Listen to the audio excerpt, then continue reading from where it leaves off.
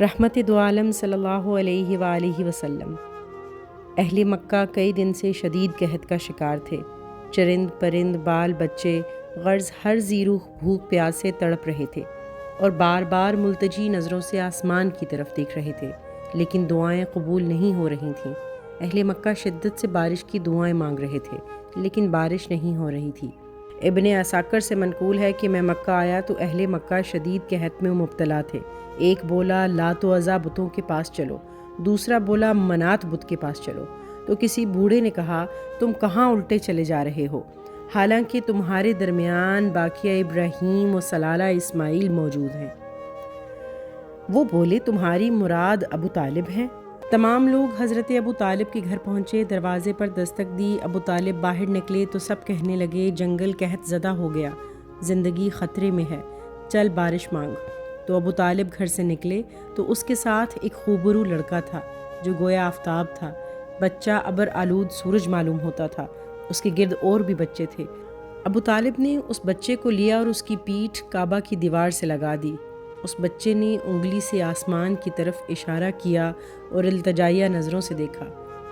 اس بچے کا آسمان کی طرف دیکھنا اور انگلی کا اشارہ کرنا تھا۔ اشارے سے پہلے آسمان پر بادل کا ایک ٹکڑا نہیں تھا، لیکن اشارے کے بعد چاروں طرف سے بادل دوڑ دوڑ کر آنے لگے۔ ایسی دھواں دار بارش ہوئی کہ وادی اور جنگل میں سیلاب آ گیا، آبادی اور وادی سرسبز و شاداب ہو گئے۔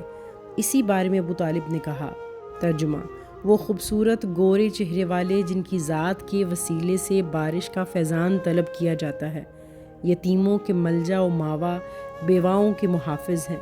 یہ بچہ آمنہ کا لال حضرت عبداللہ کا بیٹا محمد صلی اللہ تعالی علیہ وآلہ وسلم ہی تھے، جو پوری انسانیت کے لیے سید عرب و عجم، باعث تخلیق کائنات، فخر موجودات، ساقی کوثر، شاف محشر، محسن انسانیت، سردار الانبیاء، سرور کونین اور باعث نجات ہیں۔ نبوت کے بعد جب قریش آپ کو ستا رہے تھے تو ابو طالب نے آپ کی شان میں یہ قصیدہ لکھا جو سیرت ابن ہشام میں دیا ہے۔ سرور دو عالم صلی اللہ علیہ وآلہ وسلم واقعی رحمت دو عالم ہیں۔ خالق کائنات نے آپ کو تمام جہانوں کے لیے رحمت بنا کر بھیجا ہے۔ ارشاد ربانی ہے، اور ہم نے اے رسول آپ کو تمام جہانوں کے لیے سراپا رحمت بنا کر بھیجا ہے۔ سید دو جہاں کی آمد سے کسریٰ کے محل کے کنگرے ہی نہیں ٹوٹے، بلکہ ساری کی ساری بساتیں الٹ گئیں۔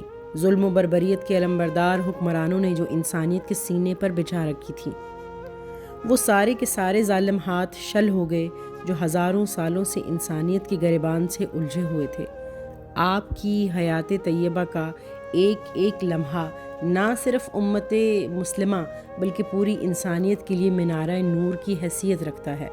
آپ کی اس دنیا میں آمد ایک ایسا انقلاب عظیم تھا جس کے انتظار میں سسکتی تڑپتی انسانیت صدیوں سے ترس رہی تھی کہ کوئی عظیم مسیحا آئے اور اندھیروں میں ڈوبی ہوئی انسانیت کو روشنی بخش دے۔ اس میں کوئی شک نہیں کہ خالق بے نیاز کے پہلے آنے والے تمام انبیاء و مرسلین رحمت تھے، مگر وہ رحمت للعالمین نہیں تھے۔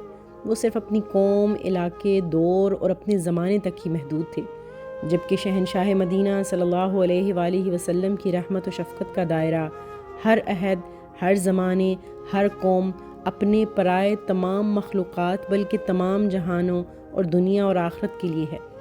رحمت کے اس عظیم خزانے اور مجسم رحمت کے دربار میں اپنے پرائے، دوست، دشمن، آقا، غلام، عورت، مرد، مسلم، غیر مسلم، بچے، بوڑھے، چرند پرند، انسان، حیوان، پوری کائنات اور تمام جہانوں کا ذرہ ذرہ حصے دار ہے۔ آپ صلی اللہ علیہ وآلہ وسلم کا ابر رحمت ہر طبقے پر جھوم جھوم کر برسا۔ آپ صلی اللہ علیہ وآلہ وسلم کی سیرت طیبہ اور اسوہ حسنہ کا وہ امتیاز ہے جس میں خدا کا کوئی برگزیدہ پیغمبر اور رسول بھی آپ صلی اللہ علیہ وآلہ وسلم کا شریک نہیں۔ آپ یتیموں، غلاموں، بیواؤں، مسکینوں، لاچاروں، بے سہاروں، بے آسروں کا ٹھنڈا آسمان ہیں، سب سے بڑے غمخوار ہیں۔ انسانوں کا ہر طبقہ، خواہ وہ بچہ ہو یا بڑا، جوان ہو یا بوڑھا، عورت ہو یا مرد، کمزور ہو یا طاقتور یا معذور، سب آپ صلی اللہ علیہ وآلہ وسلم کے احسان مند ہیں۔ آپ صلی اللہ علیہ وآلہ وسلم کی شان رحمت سب پر محیط ہے۔